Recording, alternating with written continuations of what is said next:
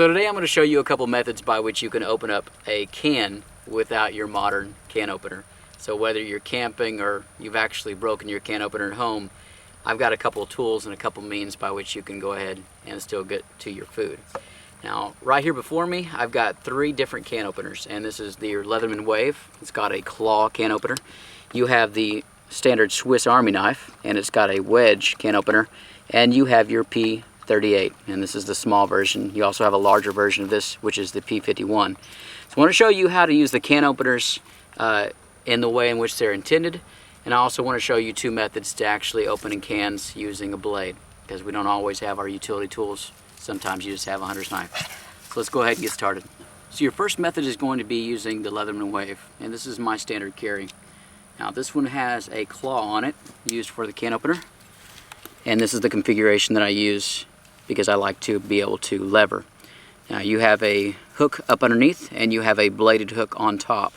Now the underhook is going to catch on the bottom of the can, just like so, and the claw is going to be levered down through the top of the can. So all you got to do is hook it and pull up, and you're going to lever. Now again, the blade back here on the back needs to be sharp, and you might have to sharpen it after a couple hundred cans, but it's going to cut back and along the edge. So I'm going to go ahead and show you how that's done.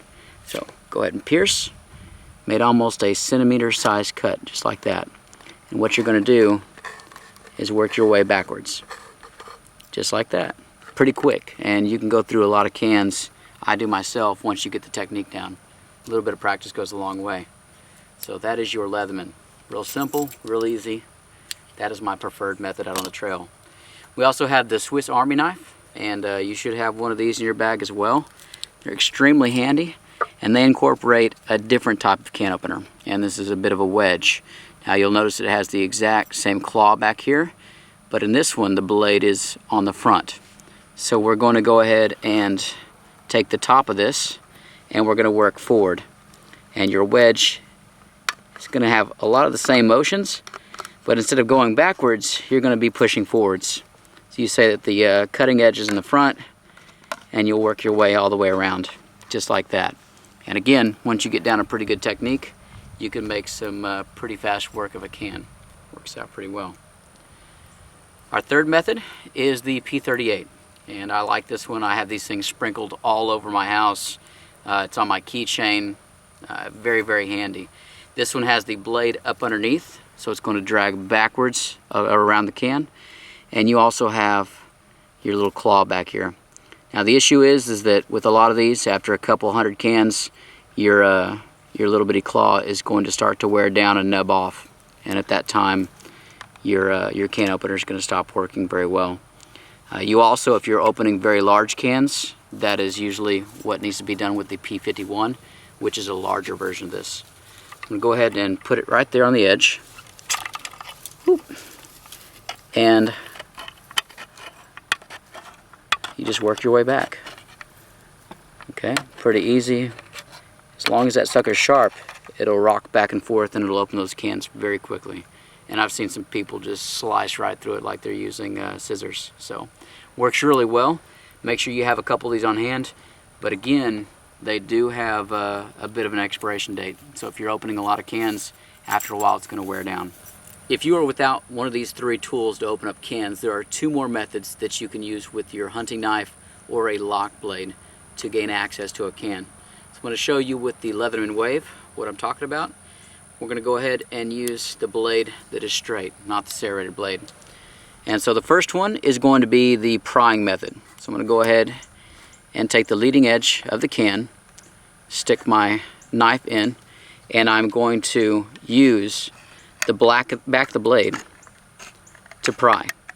So notice I'm putting a little bit of pressure here on the right side, the outside of the can, and I'm using that to pry back.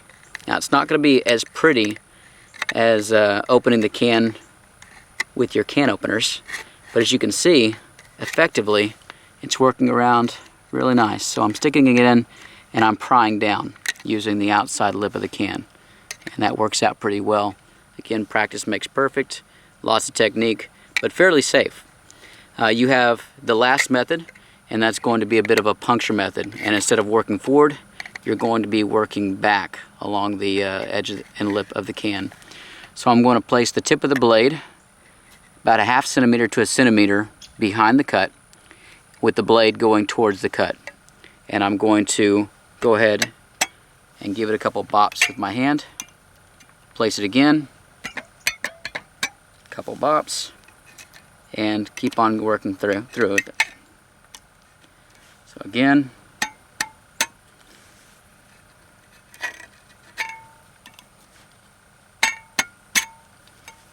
and we'll keep on working all the way back. Now notice I'm not putting lots of pressure on here, because the more pressure you put, the more chance you're going to have of cutting yourself. I'm going ahead and just giving it a couple of knocks, and it works out that way, and it works its way through the can quite well. The problem with this method is that you are going to be dulling your blade. So this should be your last chance, pretty much your last method or means by which you want to open this can, unless you have a whetstone close by. So it is a way to do it, but you're losing your game, because your knife is your most handy tool whenever you're surviving or camping. You want to make sure your knives are taken care of and sharp at all times. But guys, there are your 5 methods by which to open up cans if you don't have your conventional can opener. Like and subscribe, and we'll catch you next time.